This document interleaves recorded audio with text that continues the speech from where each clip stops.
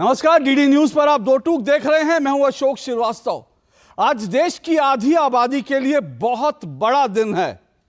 गणेश चतुर्थी के अवसर पर जब आज देश को नई संसद मिली, तो आज ही के दिन देश की आधी आबादी यानी महिलाओं के लिए लोकसभा और विधानसभाओं में 33% आरक्षण जो मिलने का रास्ता 27 साल से अटका हुआ था, आज उसके साफ होने का रास्ता जो है वो दिख रहा है। आज सरकार ने, नरेंद्र मोदी सरकार ने ऐलान किया कि महिला आरक्षण बिल जो है, ऐलान क्या किया बल्कि आज संसद में बाकायदा महिला आरक्षण बिल पेश कर दिया गया। नारी शक्ति वंदन अधिनियम के नाम से इसे पेश किया गया और नरेंद्र मोदी सरकार ने जब यह बिल पेश किया तो साथ साथ सभी दलों से इस पर समर्थन भी मांगा। प्रधानमंत्री नरेंद्र मोदी ने आज जब नई संसद में इसका ऐलान किया तो उन्होंने कहा कि शायद ईश्वर ने यह पवित्र काम करने का जिम्मा मेरे ऊपर छोड़ रखा था। मत भूलिए कि बीते 27 साल से, जी हां 27 साल से महिला आरक्षण जो बिल है वो लटका हुआ है। हालांकि एक बार राज्यसभा में बिल पारित भी हो गया, लेकिन राज्यसभा में जब यह बिल पारित हुआ, यूपीए सरकार थी 2008 में, और उस वक्त यूपीए सरकार के जो सहयोगी थे लालू यादव, मुलायम सिंह यादव और साथ साथ शरद यादव, उन्होंने धमकी दी कि अगर यह बिल पास कराया गया तो वो मनमोहन सिंह की सरकार गिरा देंगे। और उसके बाद इस डर के कारण लोकसभा में यह विधेयक पेश नहीं किया गया। लालू यादव जो आज इंडिया अलायंस के एक बड़े नेता हैं, उन्होंने तो यहां तक कहा था कि महिला आरक्षण विधेयक मेरी लाश पर पारित होगा। इस बिल पर बहुत राजनीति होती रही, लेकिन अब मोदी सरकार ने जिस तरह से इस विधेयक को पेश किया है और जिस तरह से जो अभी पावर इक्वेशन है, जो लोकसभा राज्यसभा में जो दलीय स्थिति है, उसके बाद ऐसी कोई भी आशंका नहीं लगती कि यह बिल पारित नहीं होगा। लेकिन इसके बाद जबकि यह साफ है कि यह बिल तो पारित होगा, लेकिन अब श्रेय लेने की होड़ लग गई है। जी हां, दो टूक में आज इसी पर चर्चा करेंगे। 24 की दौड़, श्रेय लेने की होड़। जी हां, कैसे श्रेय लेने की होड़ लग गई है कांग्रेस की तरफ से, अन्य पार्टियों की तरफ से, आज उस सब पर चर्चा करेंगे।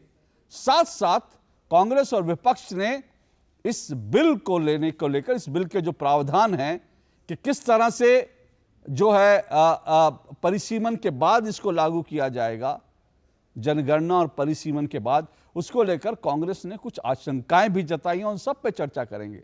लेकिन उससे पहले जरा देखते हैं कि आज देश भर में किस तरह से खुशी का माहौल था जब महिला आरक्षण विधेयक को पेश किया गया। यह खबर आई कल रात से ही, जब खबर आई तो पूरे देश में खुशी का माहौल था। और संसद भवन में जब तमाम सांसद पुरानी संसद से नई संसद में पहुंचे इस खबर को लेकर के, तो सांसदों ने और देश भर में जो प्रमुख महिला नेता हैं उन्होंने कैसे रिएक्ट किया, जरा पहले वो देखिए।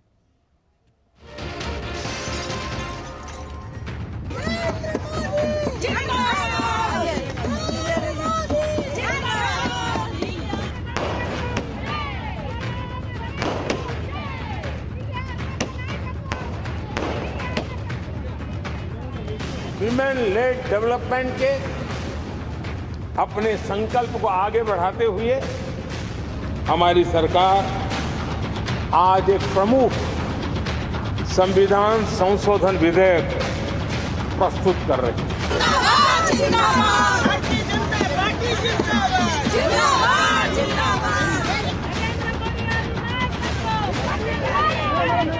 नई पार्लियामेंट है, उसका जो पहला सेशन हुआ है वो वुमेन एम्पावरमेंट को, वुमेन अपलिफ्टमेंट को, जो औरत स्त्रियों का सशक्तिकरण है उसके लिए डेडिकेट किया गया। तो ये बहुत बड़ी स्टेटमेंट बनाई है जो भारतीय जनता पार्टी है, हमारे ऑनरेबल प्राइम मिनिस्टर हैं, वो कोई भी मुद्दा, कोई भी चीज डिस्कस कर सकते थे, लेकिन उन्होंने वुमेन को एज अ प्रायोरिटी रख के, गर्ल चाइल्ड को, हमारी जो यंग वुमेन है, एल्डरली वुमेन है, सबको प्रायोरिटी रख के महिला सशक्तिकरण का मुद्दा उठाया है। पहला संसद का आज था सेशन और इसमें देखिए कितनी बड़ी बात है कि जो बिल जिसकी बात हुई है वो एग्जैक्टली तो इससे यही दिखाते हैं ना, जैसे हम बोलते हैं ना, कुछ भी आप नया काम करें, गृह प्रवेश करें या गाड़ी भी लेते हैं तो हम लक्ष्मी से शुरुआत होती है। तो इसमें दिखा रहे कि हमारे भारत कितना प्रोग्रेस करेगा अगर हम लक्ष्मी पे ज्यादा ध्यान दे रहे हैं। माननीय प्रधानमंत्री जी मोदी जी के नेतृत्व में ये जो बिल आया है, ये बिल हम सबके लिए बहुत हितकारी है और सब महिलाओं के अधिकार के लिए ये बिल हमारे लिए बहुत श्रेयस्कर है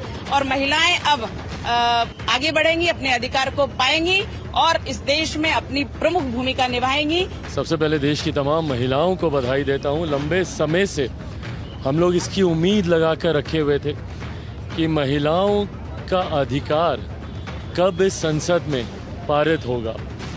लंबा समय लगा, पर यह विश्वास भी हमारे आज के प्रधानमंत्री पर ही था। जितनी बार सदन के पटल में मैंने पार्टी की तरफ से अपनी बातों को रखा, जब मेरे नेता आदरणीय रामविलास पासवान जी भी जीवित थे, हर बार हम लोगों ने विमेन रिजर्वेशन बिल का हम लोगों ने जिक्र किया। और मुझे खुशी है कि आज एक सशक्त रूप में, नारी शक्ति वंदना के रूप में इस बिल को प्रस्तुत किया गया है। नव भवन में नव संकल्प के साथ राष्ट्र की महिला शक्ति को नमन करते हुए प्रधानमंत्री जी नारी शक्ति वंदन बिल आज लेकर आए हैं।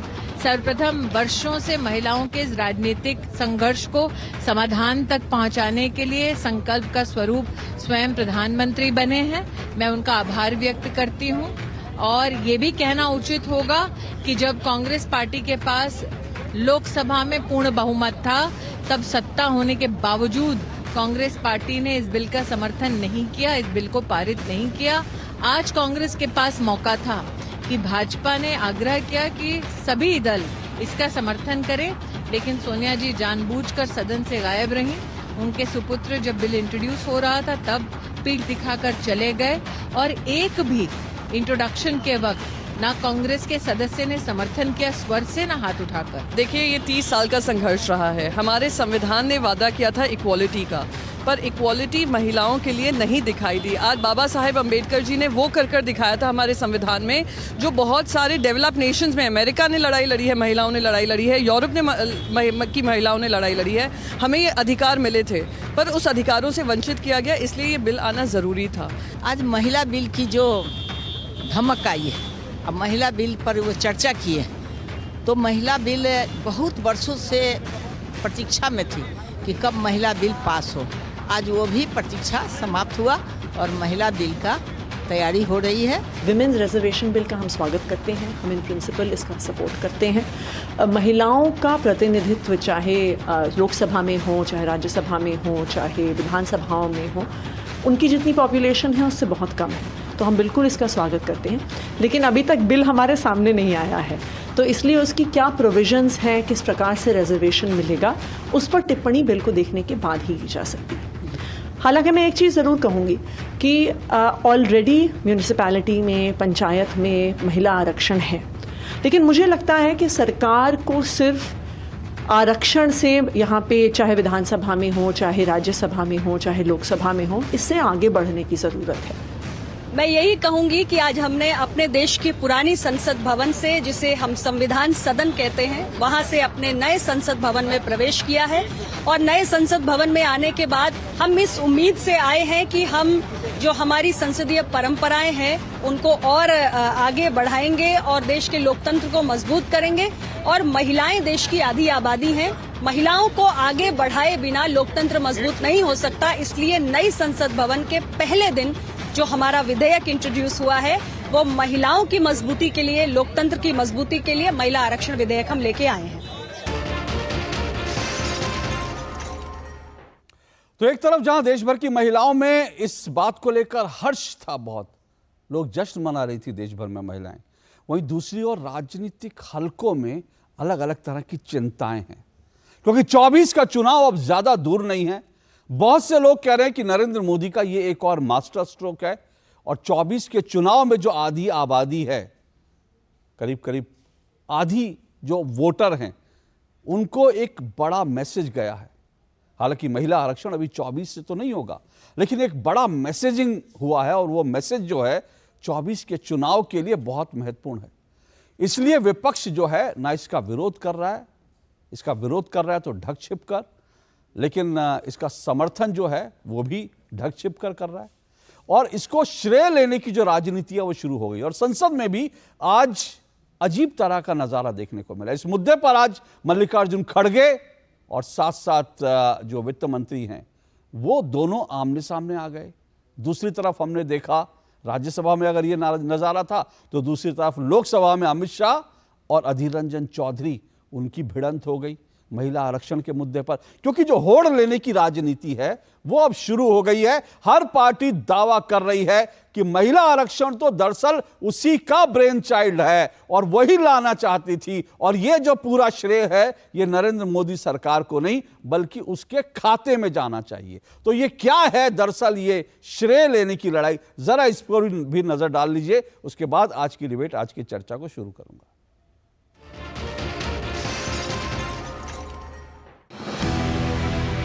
गणेश चतुर्थी पर नए संसद भवन के श्री गणेश के साथ ही संसद और विधानसभाओं में महिलाओं को 33% आरक्षण देने का रास्ता अब साफ होता दिख रहा है।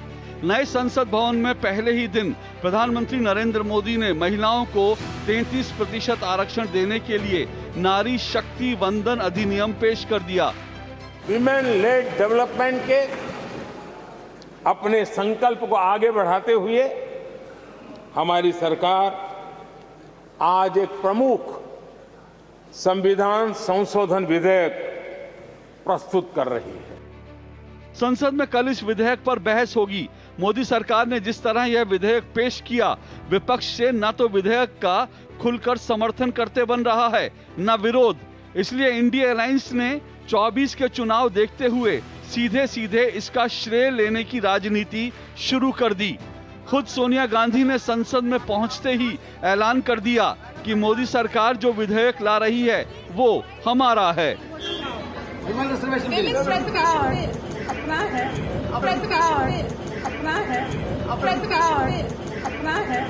चलिए, देर आए दुरुस्त आए, अच्छी बात है।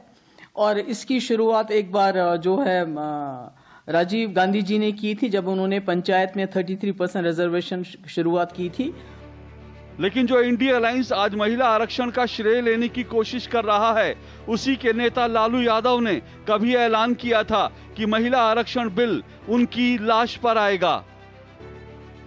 हम लोग को फैशन नहीं था, हमारा एमपी एसपी के एमपी सबको टंगनी घींच के राज्यसभा में पैरामिलिट्री फोर्स मंगा के, सीआरपी मंगा के, ड्रेस पहना के सबको बाहर फेंकवा दिया राज्यसभा में। आवत तो नहीं पार्लियामेंट में, लोकसभा में हम बाजी हो जाए फेंकवा दो। लालू यादव के लाश जाई तबे तू हो जाए 5% लिया बेटी को लाओ, गरीब दलित पिछड़ा मुस्लिम बेटी को लाओ जिसका संख्या नगण्य है।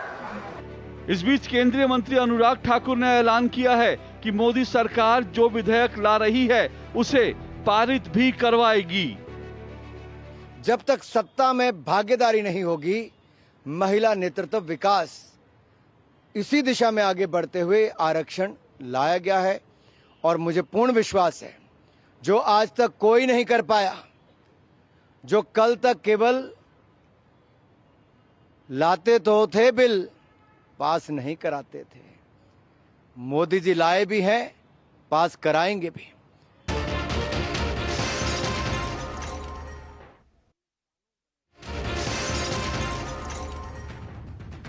विमेन लेड डेवलपमेंट के अपने संकल्प को आगे बढ़ाते हुए हमारी सरकार आज एक प्रमुख संविधान संशोधन विधेयक प्रस्तुत कर रही है। इस विधेयक का लक्ष्य लोकसभा और विधानसभाओं में महिलाओं की भागीदारी का विस्तार करने का है।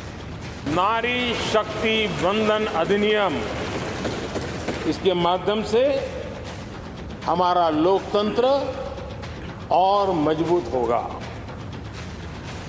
मैं देश की माताओं, बहनों, बेटियों को नारी शक्ति वंदन अधिनियम के लिए बहुत बहुत बधाई दूंगा। चुन चुन के लोग ऐसा करते हैं हमेशा लेडीज के लिए, यानी बैकवर्ड क्लास के लेडीज में, शेड्यूल कास्ट लेडीज में उतने पढ़े लिखे नहीं हैं और उनकी लिटरेसी ये भी साक्षरता भी कम है। वो कम रहने के वजह से और सभी पॉलिटिकल पार्टियों का, मैं एक पार्टी बोल के नहीं बोलता, सभी पॉलिटिकल पार्टी की एक आदत है कि महिला बोले तो कमज़ोर महिला को दे देते हैं। जो सक्षम है, जो लड़ सकती है, अरे सुनो तुमको, अरे आप टिकट 1/3 टिकट देते वक्त बैठिए, यहाँ 1/3 की बात चल रही है,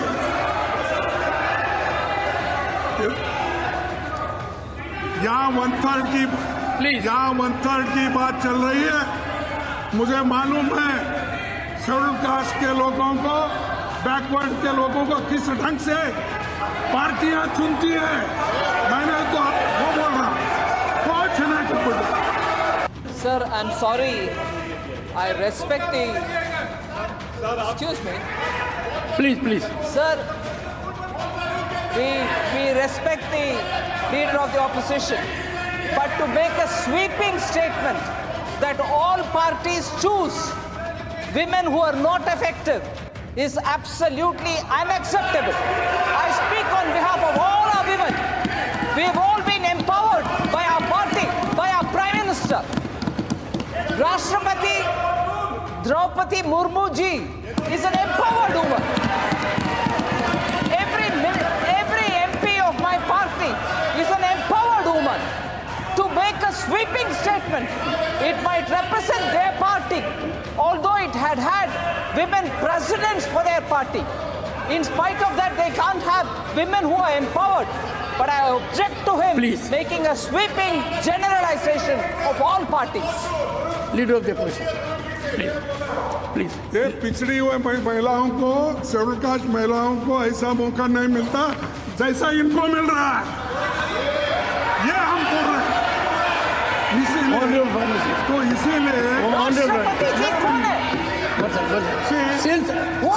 Once again,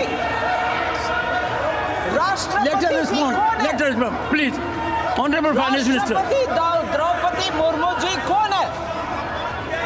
I'm sorry, opposition leader cannot please insult people like this. Cannot draw differentiation between women. महिला के भेद में no way. कांग्रेस की सरकारों ने लगातार प्रयास किया कि महिला आरक्षण का बिल पास हो, कानून बने। राजीव जी की सरकार, नरसिम्हा राव जी की सरकार, फिर डॉक्टर मनमोहन जी की सरकार, अलग अलग सरकारों ने अलग अलग समय पर अपनी हैसियत के अनुसार उसको पास कराने की प्रयास किया। डॉक्टर मनमोहन सिंह की सरकार के वक्त जो ये बिल आया वो आज तक जीवित है, राज्यसभा में पास हुआ है। माननीय निरंजन जी ने जो कहा वो फैक्चुअली इनकरेक्ट है कि पुराना बिल अभी भी जीवित। मेरी स्पष्ट जानकारी है कि पुराना बिल लैप्स कर गया है। अधीर रंजन जी ने जो कहा है उसके समर्थन में उनके पास कोई डॉक्यूमेंट है तो टेबल पर रखने चाहिए। एक, या तो उन्होंने स्टेटमेंट विड्रॉ करना चाहिए। दूसरा, उन्होंने कहा कि इस बिल को लोकसभा ने भी कभी पारित किया था राजीव गांधी जी के समय में, कभी नहीं हुआ। तो देखा आपने किस तरह से होड़ जो है लग गई है कि कैसे इस पूरे महिला आरक्षण को लेकर के किस तरह से इसका श्रेय लिया जाए। एक कहावत है पुरानी, क्योंकि अभी ये विधेयक जो है रखा गया, अभी पारित भी नहीं हुआ है, लागू भी नहीं हुआ, लेकिन एक कहावत है कि सूतना कपास जुलाहों में लट्ठम लट्ठा। कुछ ऐसी स्थिति दिख रही है, श्रेय लेने की होड़ है। इसी पर आज चर्चा करेंगे, जो 24 की दौड़, श्रेय लेने की जो होड़ है। और आज मेरे साथ जो आज की डिबेट में जुड़ रहे हैं मेहमान, आइए परिचय करवा दूं। मेरे साथ संजू वर्मा जुड़ चुकी हैं, बीजेपी की राष्ट्रीय प्रवक्ता हैं संजू वर्मा जी। मेरे साथ पूजा मेहरोत्रा जी जुड़ी हुई हैं, वरिष्ठ पत्रकार हैं पूजा जी।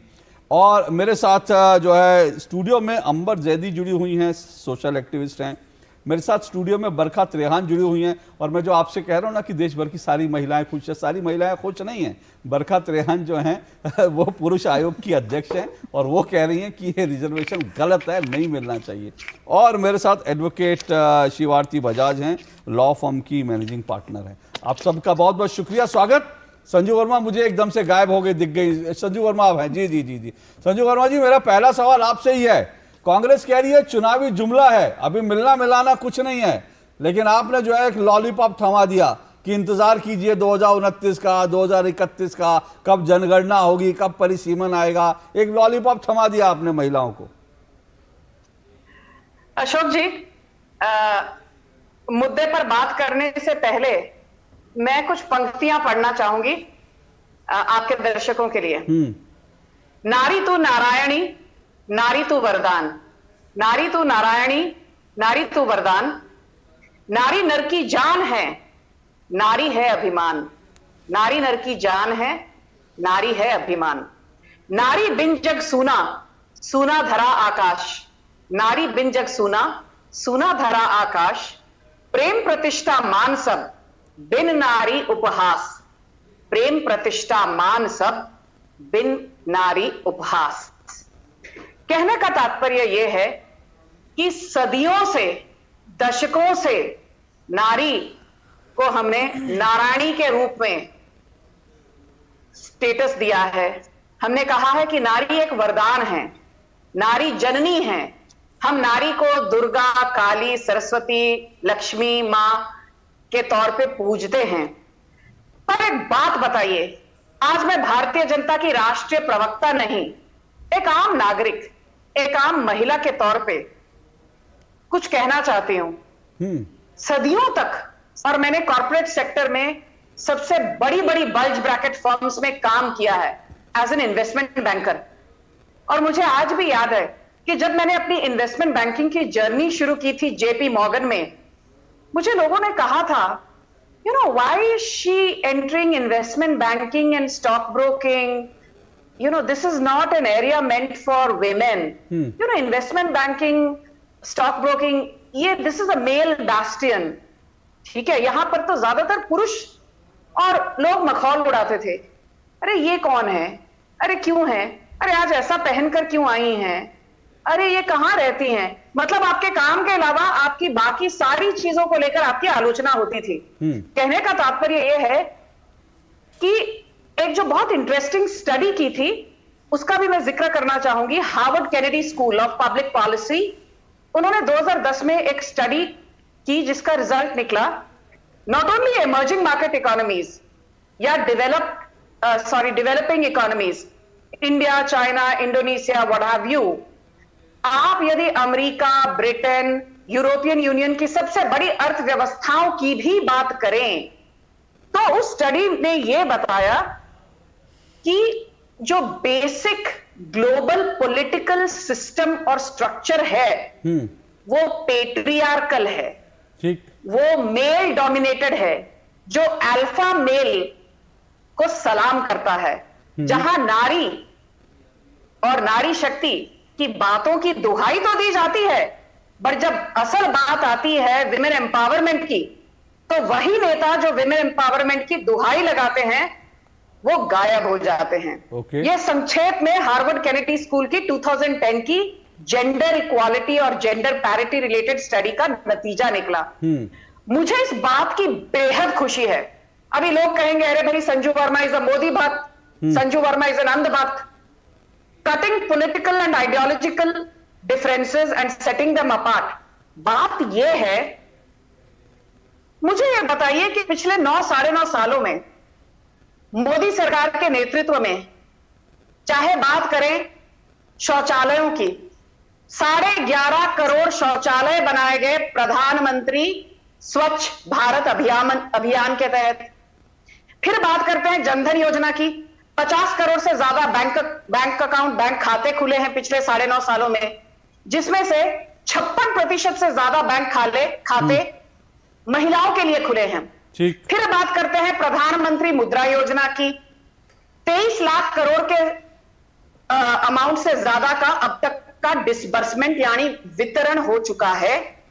और प्रधानमंत्री मुद्रा योजना के तहत भी 76% से ज्यादा लाभार्थी महिलाएं हैं। मैं ये आंकड़े क्यों दे रही हूं? इन आंकड़ों का तात्पर्य सिर्फ ये है कि जब मोदी सरकार महिला सशक्तिकरण की बात करती है तो हम सिर्फ विमेन एम्पावरमेंट की बात नहीं करते, हम विमेन लेड एम्पावरमेंट की बात करते हैं। संजू जी एक और छोटा इसका सा सबसे खाली 10 सेकंड और लूंगी। इसका सबसे ज्वलंत उदाहरण निर्मला सीतारमण जी की तो बात छोड़िए, जो पहले रक्षा मंत्री थी, फिर आज फुल फ्लेजेड वित्त मंत्री हैं। मैं बात कर रही हूं द्रौपदी मुर्मू जी की।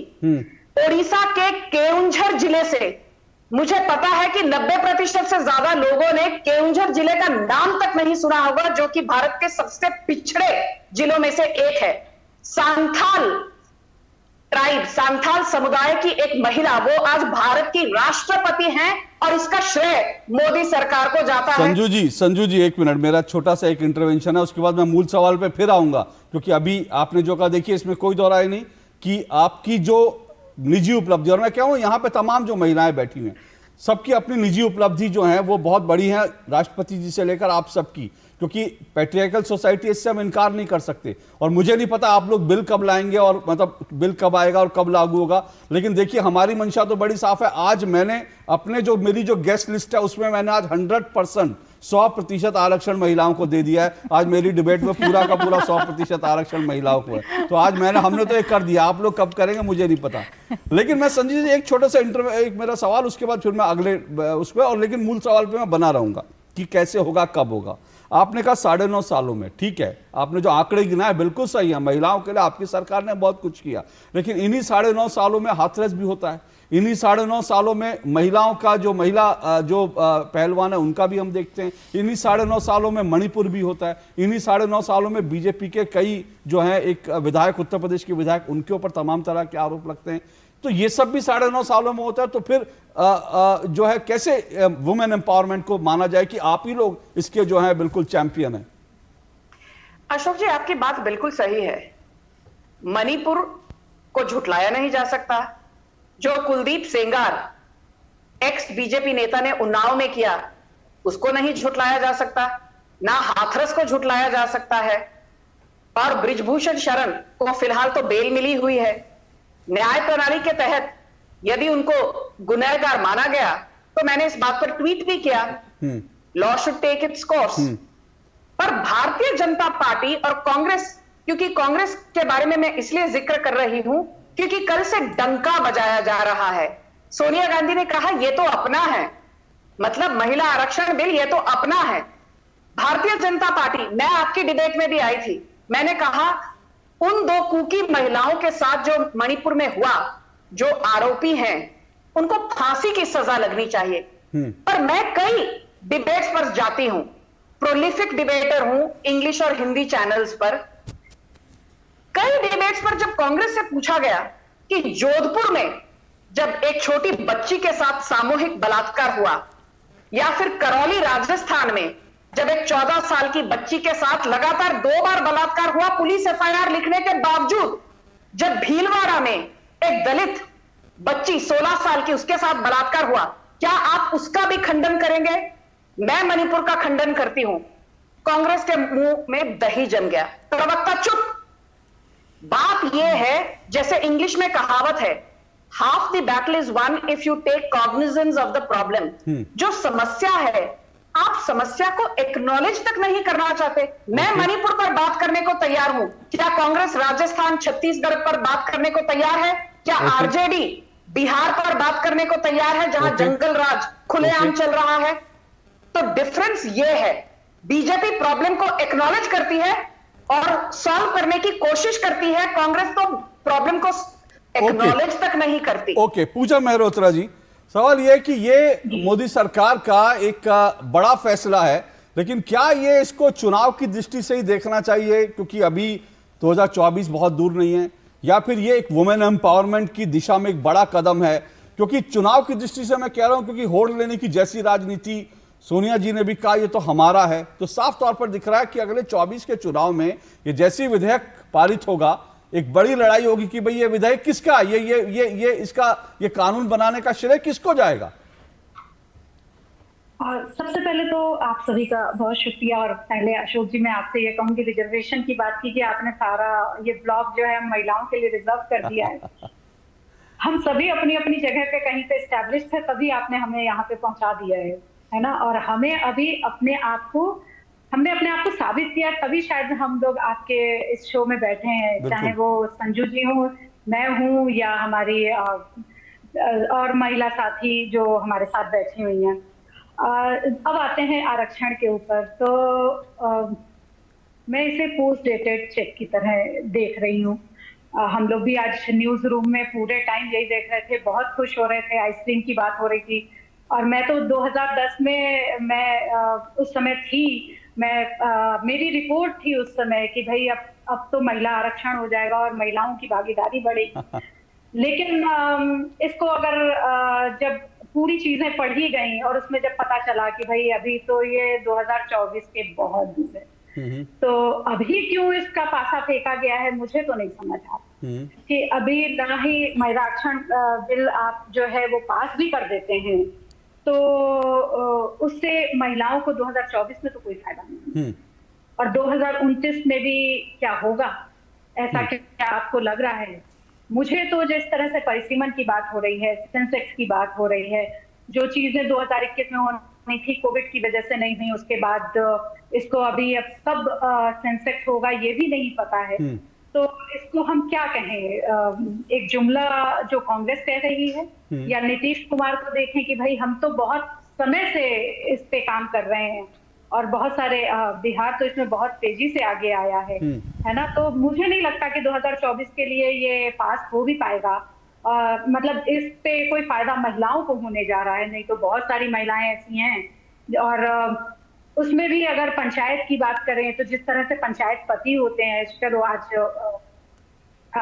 जिस तरह से अगर बात करें, खुद खड़गे जी ने आज जिस तरह बोला सदन में कि कमजोर महिलाएं, जिसपे निर्मला सीतारमण ने विरोध भी किया, वो बहुत ही इंटरेस्टिंग पार्ट था। लेकिन हाँ, महिलाओं को आरक्षण की जरूरत तब तक तो जरूर है जब तक वो आगे नहीं आ जाती। 100 साल में हमने बहुत आगे अपने आप को पहुंचाया है और मैं गवाह हूँ। मैं बहुत छोटे से गांव से आती हूँ बिहार के, और आज आपके सामने अगर बैठी हूँ उस जगह से आके 15-20 साल लग गए मुझे यहाँ तक आते आते। तो मुझे लगता है कि ये जो सारी चीजें महिलाओं को लेके हो रही हैं और आरक्षण दिए जाने की बात इतनी तेजी से आई है, थोड़ी देर कर दी, क्योंकि हमेशा ही मोदी सरकार बहुमत में रही है और वो 19 में भी कर सकते थे। आपको लगा पहले भी ये चीज हो सकती थी?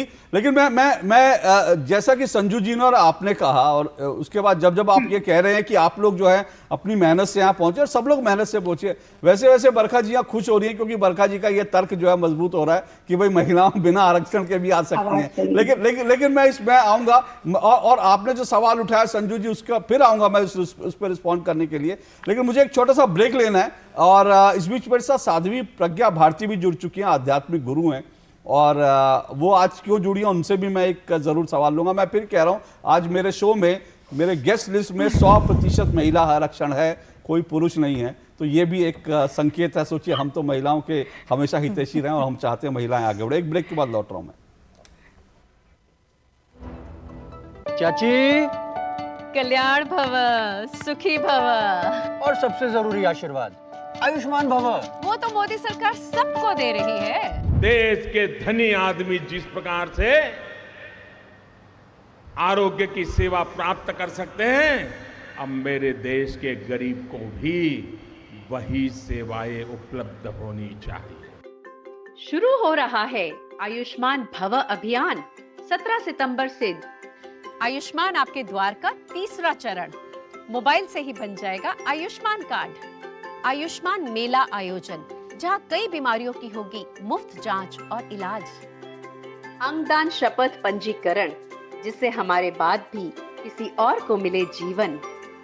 रक्तदान शिविर और आयुष्मान सभा का आयोजन। इन सुविधाओं का लाभ उठाने नजदीकी आयुष्मान हेल्थ और वेलनेस सेंटर पर जाएं। अब होगा जन जन आयुष्मान। श्री अन्न को दी गई प्राथमिकता से देश के छोटे किसान, हमारे आदिवासी भाई बहन जो किसानी करते हैं, उनको आर्थिक संबल मिलेगा और देशवासियों को एक स्वस्थ जीवन मिलेगा। माननीय प्रधानमंत्री के आह्वान पर श्री अन्न यानी मिलेट्स को एक नई पहचान मिली है और जन जन इसे अपना रहा है और जन भागीदारी की मुहिम चल पड़ी है। इस पहल से वैश्विक मंच पर कम पानी की खपत वाली सघन एवं पोषक फसलों को बढ़ावा मिलेगा। मिलेट्स जलवायु अनुकूल हैं और आसानी से उगाए जा सकते हैं, जिससे किसानों की आमदनी में भी बढ़ोतरी होगी। इंटरनेशनल ईयर ऑफ मिलेट्स के जरिए श्री अन्न की खपत में वृद्धि होगी, पोषण सुरक्षा मिलेगी और मिलेट्स के अंतर्राष्ट्रीय बाजार में एक नई पहचान सुनिश्चित होगी। प्रोटीन, विटामिन, खनिजों से भरपूर मिलेट्स ग्लूटेन फ्री होते हैं, जो स्वास्थ्य के लिए भी सर्वश्रेष्ठ हैं। आइए भोजन में श्री अन्न को अपनाएं, जीवन को स्वस्थ और समृद्ध बनाएं। गोल्डी छोले मसाले, जहाँ जाएं रिश्ते बनाएं। जहाँ जाए रिश्ते बनाए, गोल्डी मसाले। India is on the moon. We have our national pride. Bharat, जुझारू भारत। प्रधानमंत्री जी का संकल्प है देश में साइंस और टेक्नोलॉजी की सदी बनाने का। चंद्रमा के दक्षिणी ध्रुव पर सबसे पहले पहुंचकर आइए वैज्ञानिक सामर्थ्य के इस शंखनाद को चंद्रयान महाक्विज में हिस्सा लेकर सेलिब्रेट करते हैं। मैं देश भर के स्टूडेंट से आग्रह करूंगा कि आप सभी बड़ी संख्या में इससे जुड़े। mygov.in पर जाएं, चंद्रयान 3 से जुड़े 10 सवालों के जवाब दें और 1 लाख तक के पुरस्कार जीते। चंद्रयान महाक्विज, खेले, जीते, गर्व करें।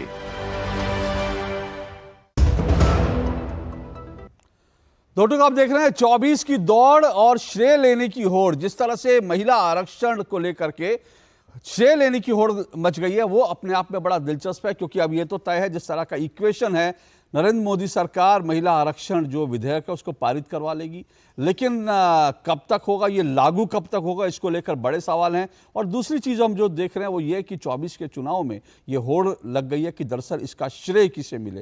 कांग्रेस और बीजेपी में इसमें लगातार टक्कर चल रही है। इन सब पर चर्चा कर रहे हैं। मेरे साथ फिलहाल 6 मेहमान जुड़ चुके हैं। मेरे साथ संजीव वर्मा, बीजेपी की राष्ट्रीय प्रवक्ता, पूजा मेहरोत्रा वरिष्ठ पत्रकार हैं, अंबर जैदी सोशल एक्टिविस्ट हैं, बरकत रेहान हैं जो है पुरुष आयोग की अध्यक्ष हैं, एडवोकेट शिवारती बजाज हैं और मेरे साथ साध्वी प्रज्ञा भारती आध्यात्मिक गुरु हैं। बरकत रेहान, आपने ये कहा कि आप इसका समर्थन नहीं करती है। ठीक है कि बहुत सारी महिलाएं, आज जितने मेरे शो पर महिलाएं, सब अपनी अपनी जो है कुव्वत से, अपनी मेहनत से, अपनी प्रतिभा से यहाँ तक पहुंची हैं। लेकिन अगर संसद में, विधानसभाओं में आंकड़े देखते हैं, संसद में 15% से ज्यादा महिलाओं की उपस्थिति नहीं होती। पॉलिटिकल पार्टियां टिकट नहीं देती। इसलिए जरूरी है कि भाई आरक्षण होगा तो महिलाओं को उनकी हिस्सेदारी मिलेगी। तो फिर आप इसके खिलाफ क्यों? अशोक जी, सबसे पहले मैं सभी दर्शकों को आज गणेश चतुर्थी की बधाई देना चाहूँगी और भारतीय जो नई संसद बनी है उसकी भी बधाई देना चाहूँगी। अब रही बात आरक्षण की। आरक्षण एक ऐसा मुद्दा है जिससे पूरा देश जूझ रहा है। आरक्षण ऑलरेडी एक बहुत बड़ी प्रॉब्लम है देश के लिए। एक और आरक्षण महिलाओं के नाम पे लाना क्या उचित रहेगा? मैं मानती हूं कि हम महिलाएं सबसे ज्यादा इक्वालिटी की बात करते हैं। 24/7 हम इक्वालिटी का झंडा झुलाते रहते हैं। तो हमें किस बात का रिजर्वेशन चाहिए? क्या हम किसी अलग आटे की चक्की का आटा खाते हैं? नहीं। तो जब हम एक कैंडिडेट पार्लियामेंट में पहुंचे तो अपने कैलिबर से पहुंचे, अपनी मेहनत से पहुंचे, क्योंकि एक डिजर्विंग कैंडिडेट को हो सकता है वो मौका नहीं मिल रहा क्योंकि आपको रिजर्वेशन मिला। प्रियंका गांधी, पर अभी कितनी डिजर्विंग महिलाओं को मौका नहीं मिलता क्योंकि उनको टिकट नहीं दिया जाता। मैं आ रही हूँ, टिकट जिनको चाहिए वो जमीन पे काम करें, रैलियां करें, बहुत सारे अनेकों काम करके पार्लियामेंट में पहुंचा जाता है। ऐसे नहीं कि आपने बोल दिया और आप पार्लियामेंट में पहुंच गए। बहुत बड़ी एक लंबी लड़ाई होती है। दूसरी बात, प्रियंका गांधी, सोनिया गांधी, इंदिरा गांधी, ये सभी एम्पावर्ड विमेन थी। इन्होंने किस विमेन को एम्पावर कर लिया, या इनकी पार्टी में कौन सी ऐसी विमेन है जिनको इन्होंने आगे बढ़ावा दे दिया? तो ये सब जुमले होते हैं कि हमने रिजर्वेशन। अच्छा, श्रेय सबको चाहिए, श्रेय सबको चाहिए। मोदी जी इस चीज को लाए हैं, इसकी मैं उनको बधाई देती हूं कि अगर उन्हें लग रहा है कि ऐसे करके शायद महिलाओं की भागीदारी, जो कि डिसीजन मेकिंग में नहीं आती महिलाएं, हमें एजुकेशन के ऊपर बात करनी चाहिए, हमें उनकी सुरक्षा के बारे में बात करनी चाहिए, उनकी सिक्योरिटी के, उनको सेल्फ डिफेंस सिखाना चाहिए, उन्हें इस तरीके से एम्पावर करना चाहिए। और अगर एक लाइन बस कंप्लीट कर दूं, और अगर विमेन रिजर्वेशन से महिलाओं का इतना भला हो रहा हो तो 100% आप उसे दे दीजिए। और वुमेन एम्पावरमेंट क्या हो सकेगा? कतई नहीं। मैं लिख के दे सकती हूं कि कभी भी इस तरीके से वुमेन एम्पावरमेंट नहीं हो सकता, उसका मिस यूज होगा, गलत उसका यूज होगा। पिता और हस्बैंड काम करेंगे और उन महिलाओं को आगे सिर्फ नाम की तरह यूज किया जाएगा। देखिए अशोक जी, सबसे पहली बात तो मैं कहना चाहती हूँ कि महिलाओं को किसी भी तरह के सेल्फ डिफेंस या सुरक्षा की जरूरत नहीं है। जरूरत है उन लोगों को ठीक करने की और उन लोगों की मानसिकता को ठीक करने की जो महिलाओं के प्रति घृणित और घिनौनी मानसिकता रखती हैं। तो मुझे लगता है कि इस लाइन को ठीक करने की जरूरत है। दूसरी बात, अगर हम बात करते हैं कि महिलाएं खुद यहां तक पहुंची हैं, तो खुद नहीं पहुंची, इसके पीछे लाखों, हजारों, करोड़ों महिलाओं का संघर्ष रहा है, लाखों आंदोलन रहे हैं। कितने बड़े बड़े आंदोलन चले महिलाओं को पढ़ाने लिखाने के लिए, दहेज से मुक्ति दिलाने के लिए, उनको अधिकार दिलाने के लिए, ताकि महिलाएं बाहर निकलकर पढ़ सके, लिख सके। कितने आसपास के हम समाज में अपने जब घर से बाहर निकलते पढ़ने के लिए, तो इंडिविजुअल लेवल पे कितने संघर्ष हम सब ने फेस किए, हम सब जानते हैं। तो ये कह देना कि खुद आएंगी, अब देखिए सरकार की जिम्मेदारी होती है। अगर हम पॉलिटिकल रिप्रेजेंटेशन की बात करते हैं तो अभी पिछले कुछ वर्षों में बढ़ी है, अगर हम ग्लोबली भी बात करते हैं तो बढ़ रही है। लेकिन भारत की हम बात करते हैं, भारत ने वो बड़े बड़े कीर्तिमान सेट किए हैं जो यूएस ने भी नहीं किए। महिला प्रधानमंत्री से लेके प्रेसिडेंट से लेके जो यूएस के पास नहीं रही है वो हमारे पास रही है। लेकिन हम यूएस को कॉपी नहीं करना चाहते, हमारे एक अपने अचीवमेंट से, हमारा अपना इतिहास है। लेकिन जब विमेन रिजर्वेशन बिल की बात आती है तो पॉलिटिक्स में महिलाओं के लिए वो उस तरह का माहौल बनाया जाए, उनको मौके दिए जाए। मेरी बात पूरी नहीं हुई, मैं आपके बीच में नहीं बोली थी, इनको रोक लीजिए।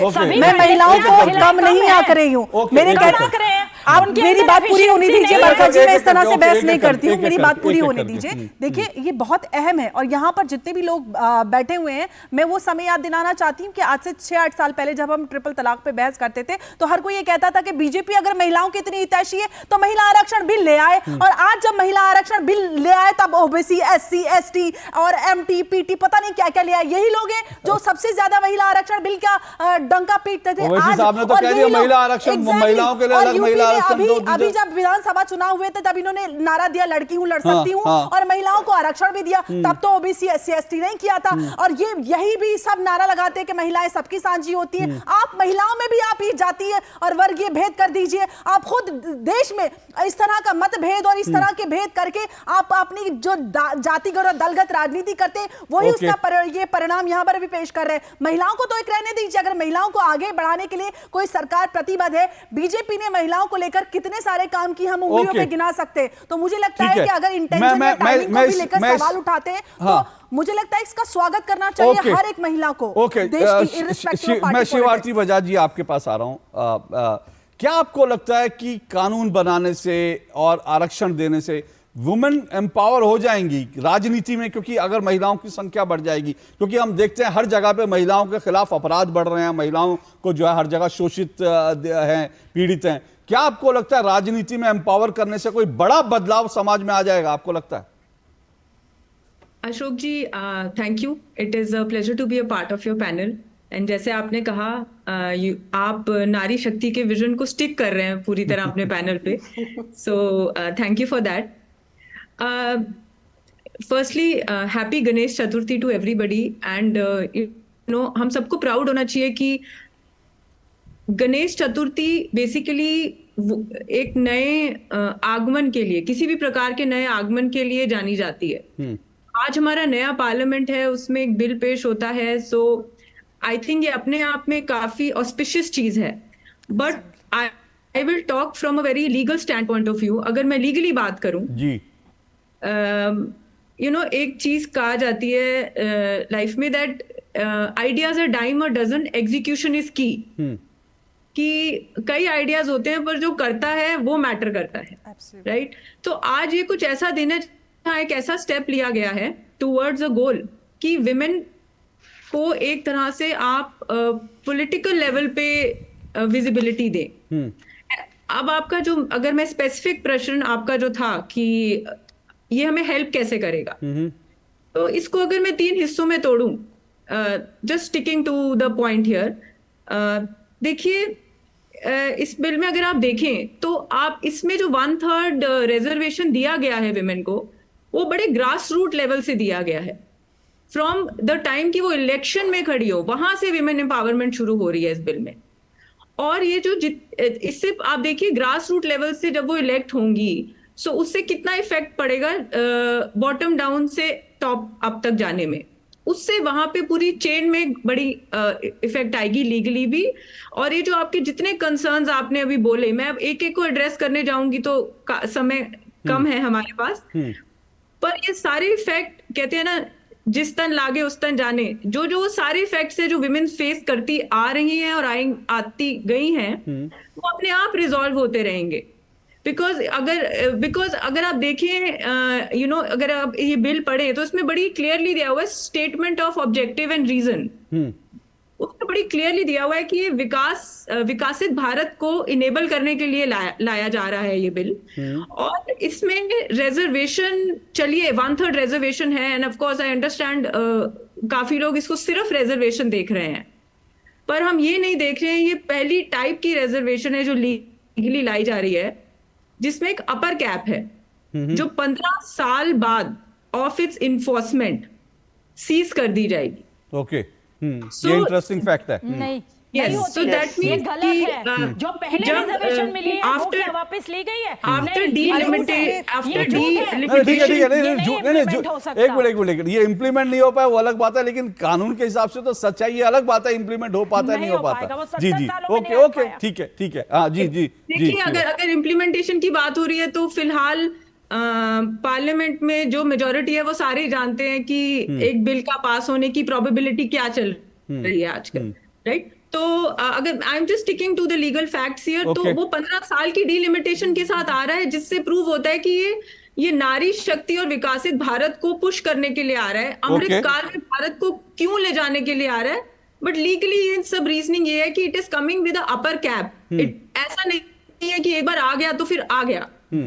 तब तक women will be in a decision making position, जो मेरिट पे आ सकती हैं, आना चाहती हैं, आ जाएंगी। लेकिन एक्चुअली होता क्या है, दरअसल वो जो बरका जी कहना चाह रही है वो ये होता ही है कि जब एक बाकायदा एक पूरा ग्रुप जो है, जब वो एक वोट बैंक बन जाता है और उसको वोट की ताकत का एहसास हो जाता है, तो कोई भी उसको जो ताकत मिले वो वापस लेने का राजनीतिक साहस कोई नहीं कर पाता। लेकिन मैं इस 15 साल में नहीं। अशोक जी, मैं इस पे ये कहना चाहूंगी कि जब एक लॉ लिखा जाता है तो राजनीति और लॉ हाथ में हाथ ही चलती हैं। कई बार राजनीति जीतती है, कई बार बिल्कुल नहीं, मैं तो ये कह रहा हूँ कि फिलहाल सवाल ये नहीं कि 15 साल बाद क्या होगा, फिलहाल सवाल ये कि लागू कब होगा, वो सवाल मैं आऊंगा उस पर। अभी ये बिल पास होगा और अगर ये लागू होता है तो लीगली बिल में ये लिखा गया है कि एक अपर लिमिटेशन के साथ लागू होता है, जिस 15 साल बाद सीज भी हो सकता है। जी। लेकिन मैं इसके एक बिंदु पर, मैं आज मैंने साध्वी जी को सिर्फ एक बिंदु पर चर्चा, क्योंकि आज हम इसके अलग अलग पहलू पे बात कर रहे हैं, 24 की लड़ाई तो है, लेकिन साध्वी जी आज मेरे साथ इस एक बिंदु पर जुड़ी है, क्योंकि मैंने आज जब अमित शाह जी का ट्वीट देखा तो उसमें, और खास करके जब ये बिल पेश किया गया तब भी केंद्रीय मंत्री ने जो कहा, उन्होंने कहा जो है यत्र नारस्तु पूज्यते रमन्ते तत्र देवता। ये जो है एक पंक्ति जो है भारतीय संस्कृति और भारत में जो आध्यात्म और भारत के धर्म में महिलाओं को जो दर्जा दिया है उसकी बात करती है। लेकिन हम देखते हैं कि ऐसा हम सुनते बहुत आए हैं साध्वी जी, लेकिन हम हिंदुस्तान में, दुनिया में कहीं पर भी ऐसा देखते नहीं जो हम लिखा हुआ है, जो पढ़ते हैं कि यत्र नारस्तु पूज्यते रमन्ते तत्र देवता। अगर हमारे धर्म में, अगर हमारी संस्कृति में, हमारे संस्कारों में महिलाओं को इतना सम्मान, इतना आदर देने की बात है कि जहां महिलाएं हैं वहां देवता वास करते हैं, तो फिर ये शरण जो है, ये जो धीरे धीरे जो हम देख रहे हैं, जो स्थिति देख रहे हैं, वो क्यों आ गई, उसके ऊपर मैं चाहता हूं आप जरूर बात रखें। देखिए अशोक जी, सबसे पहले तो मैं यहीं से ही शुरुआत करती हूँ, जो भी आपने बात कही यत्र नार्यस्तु पूज्यन्ते रमन्ते तत्र देवता की तर्ज पर नारी शक्ति वंदन अधिनियम को इंट्रोड्यूस किया गया है, जिससे नारी शक्ति को उनका अधिकार मिलेगा। नो डाउट ये एक ऐतिहासिक निर्णय है जिसका स्वागत पूरा भारत करता है। देश की आधी आबादी यानी महिलाओं के लिए 33% आरक्षण एक माइलस्टोन साबित होगा इनके लिए, जो कि 27 सालों से लटका हुआ था। नारी सशक्तिकरण का एक perfect example I would say set किया है देश की प्रधानमंत्री ने। देश की सभी महिलाओं को इसके लिए हार्दिक शुभकामनाएं सबसे पहले। और अशोक जी, सनातन धर्म की अगर मैं बात करूं तो सनातन धर्म में महिलाओं की भूमिका प्रारंभ से ही काफी सक्रिय रही है। आप देखिए, तीनों मुख्य मंत्रालय महिलाओं के ही पास है। एजुकेशन मिनिस्ट्री माँ सरस्वती, डिफेंस मिनिस्ट्री माँ दुर्गा, फिनेंस मिनिस्ट्री माँ लक्ष्मी ने संभाली है। ये है हमारा सनातन धर्म जो हमें इस तरीके की उच्च शिक्षा, उच्च मोराल देता है। अगर हम बात करें सनातन धर्म में क्या महत्वता रही है महिलाओं की, तो देखिए, मैं यहाँ शास्त्र और पुराणों की बात करना चाहूंगी। हमारे शास्त्रों के अंदर बहुत सुंदर श्लोक आता है, आदित्यश्च सर्वज्ञश्च लक्ष्मीः काम प्रदा तथा वाग्देवी च वरारोहा मैत्री च सती तथा। उन्होंने तो यहाँ तक कह दिया कि लक्ष्मी इच्छा शक्ति की प्रदाता, वाग्देवी, वरारोहिणी, मैत्रेयी और सती, ये सभी महिलाएं ईश्वर की अवतार मानी जाती हैं, जिसकी तर्ज पे ये नियम लाया गया है जो कि हम बात कर रहे हैं, यत्र नार्यस्तु पूज्यन्ते रमन्ते तत्र देवता की। एक अन्य बहुत सुंदर श्लोक आता है और बताया जाता है कि जो महिला है उसकी क्या वैल्यू है हमारे सनातन धर्म के अंदर।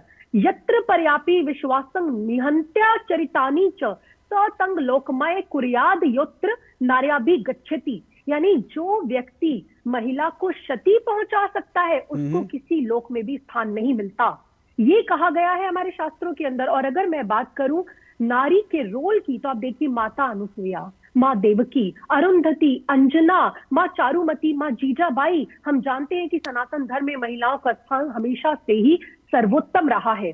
अशोक जी, वेस्ट में, यूरोप में जब महिलाओं के अधिकारों के लिए लड़ाई लड़ी जा रही थी, तब भारत में महिलाएं गौरवान्वित जीवन व्यतीत कर रही थी। संविधान ने जो वादा किया था इक्वालिटी का सालों पहले, वो आज पूरा होने जा रहा है। पर साध्वी जी, बहुत संक्षेप में पर फिर आज आरक्षण की जरूरत क्यों पड़ गई, जब हम अपने यहाँ इतना महिलाओं के मान सम्मान की बात करते हैं, हमारे यहाँ ये सब, तो फिर आज आरक्षण की जरूरत क्यों लगती है आपको? बहुत संक्षेप में मैं चाहूंगा आपका जी। अशोक जी, देखिए, मैं इस डिसीजन को वेलकम करती हूँ। उसका कारण ये है, आरक्षण की जरूरत क्यों है, क्योंकि पॉलिटिकल फ्रंट पर अभी महिलाएं उतनी तेजी से सक्रिय नहीं हो पा रही है, which is very very important. आप देखिए, महिला कहां से कहां पहुंच गई है ना। आप देखिए, वो टीचर से लेके शिक्षा, स्वास्थ्य, कला, सुरक्षा, पायलट, कहां से कहां पहुंच गई है। लेकिन महिला की जो भूमिका है वो पॉलिटिकल फ्रंट पर अभी उतनी सक्रिय नहीं है। तो we must welcome this decision. और ये डिसीजन फायदा करेगा, क्योंकि जिस तरीके से महिला अपने घर को संभालती है, वो देश को, अपने राष्ट्र को भी संभाल सकती है। ठीक है, लेकिन मेरा सवाल अब भी बना हुआ है। संजू जी, आऊंगा अब इस ब्रेक के बाद आपके पास सवाल लेके, क्योंकि लागू कब होगा, जो सवाल जो है पूजा जी ने भी उठाया था, क्योंकि क्या जुमला है या फिर वास्तव में महिलाओं को कुछ मिलेगा भी। आऊंगा इस पर इस छोटे से ब्रेक के बाद। चाची, कल्याण भव, सुखी भव, और सबसे जरूरी आशीर्वाद, आयुष्मान भव। वो तो मोदी सरकार सबको दे रही है। देश के धनी आदमी जिस प्रकार से आरोग्य की सेवा प्राप्त कर सकते हैं, अब मेरे देश के गरीब को भी वही सेवाएं उपलब्ध होनी चाहिए। शुरू हो रहा है आयुष्मान भव अभियान 17 सितंबर से। आयुष्मान आपके द्वार का तीसरा चरण। मोबाइल से ही बन जाएगा आयुष्मान कार्ड।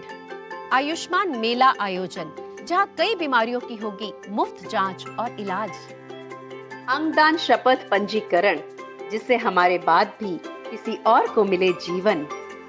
रक्तदान शिविर और आयुष्मान सभा का आयोजन। इन सुविधाओं का लाभ उठाने नजदीकी आयुष्मान हेल्थ और वेलनेस सेंटर पर जाएं। अब होगा जन जन आयुष्मान। गोल्डी छोले मसाले, जहाँ जाए रिश्ते बनाए, जहाँ जाए रिश्ते बनाए, गोल्डी मसाले। दिन तिनक दिन, तिनक दिन, दिन तिनक दिन, तुम जाना दिन। अरे गोविंदा जी, आप यहाँ? हाँ बबुआ, हम यहाँ। पर तुम क्या छुपा रहे हो वहाँ?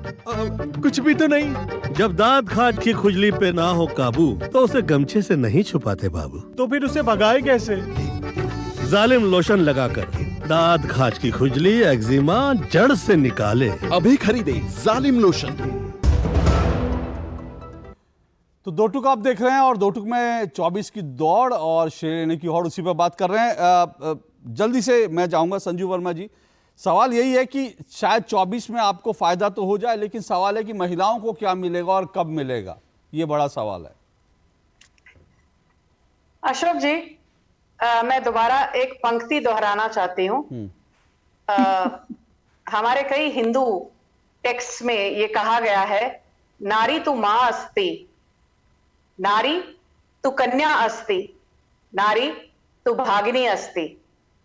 मतलब नारी को मां, बेटी, बहन के रूप में हम पूजते हैं।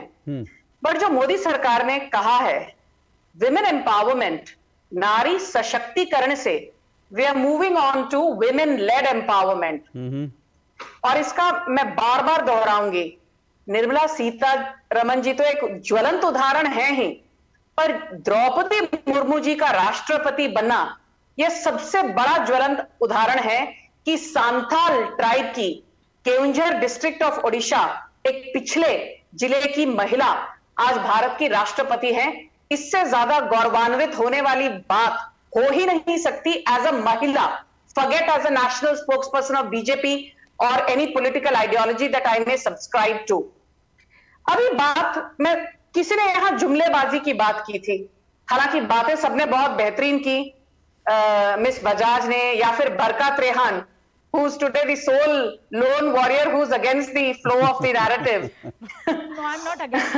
साध्वी प्रज्ञा जी ने बहुत बढ़िया बातें की, अंबर जैदी ने बहुत कुछ कहा, पूजा मेहरोत्रा ने हमको बहुत should I say she's shown the mirror to a lot of people. मैं ये कहूंगी you might question the timing. यदि मोदी सरकार की इंटेंट सही थी, नियत सही थी, why not in 2014? Why not in 2019? अब 2023 में क्यों, जबकि लोकसभा के चुनाव 6, 7, 8 या 9 महीने में होने वाले हैं। आप टाइमिंग को क्वेश्चन कर सकते हैं पर नियत को नहीं। और इसके पीछे मेरा एक ही आर्ग्यूमेंट है, बीजेपी के मैनिफेस्टो में 33% महिला आरक्षण का जिक्र हमारे 2014 के मैनिफेस्टो में था, हमारे 2019 के मैनिफेस्टो में था। कल अर्जुन मेघवाल जो यूनियन लॉ मिनिस्टर हैं वो इसका जवाब भी देंगे, why in 2023 and why not earlier.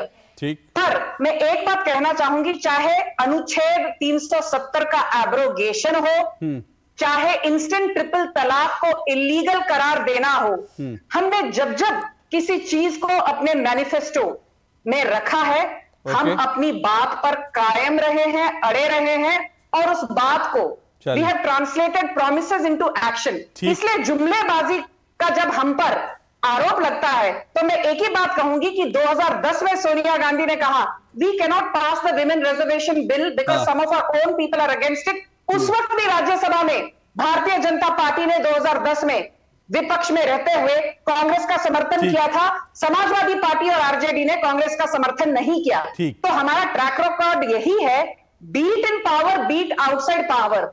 Women empowerment एक ऐसी चीज है, महिला सशक्तिकरण एक ऐसा इशू है जिस पर हम हमेशा प्रतिबद्ध और संकल्पित रहे हैं। चलिए, कल तो इस पर लंबी डिबेट होगी, इंतजार करेंगे, लेकिन आज मेरे पास समय इतना ही है और आज जी जल्दी से आप शिवारती जी अपनी बात रख लीजिए। मैं कुछ कहना चाहती हूँ। जी जल्दी से कह दीजिए। हाँ, एक मिनट जी। पॉइंट क्विकली बताना चाहती हूँ, शायद आपको इंटरेस्टिंग लगे जान के, कि अगर ये बिल इनैक्ट होता है तो इसमें है कि इसका कोई भी खर्चा रेकरिंग या non recurring the consolidated fund of India से नहीं आएगा। सो आई थिंक ये अपने आप में काफी फाइनेंशियल माननीय चीज है जो सामने लाई गई है इस पर। ठीक, चलिए, अब इस पे बहुत सारे पहलुओं पे बात हो रही है, मुझे लगता है सभी लोग कुछ कहना चाहते हैं लेकिन मेरे पास समय नहीं है, लेकिन मैं जरूर आप लोगों को आश्वासन देता हूं, ये मैं वादा करता हूं और जुमला नहीं बल्कि वादा करता हूं, जल्दी जो हम इस पर दोबारा चर्चा करेंगे, शायद कल भी हम इस पर चर्चा करें, सबको जरूर समय मिलेगा और सबको मैं जरूर वक्त दूंगा, लेकिन आज के लिए फिलहाल इतना ही। नमस्कार।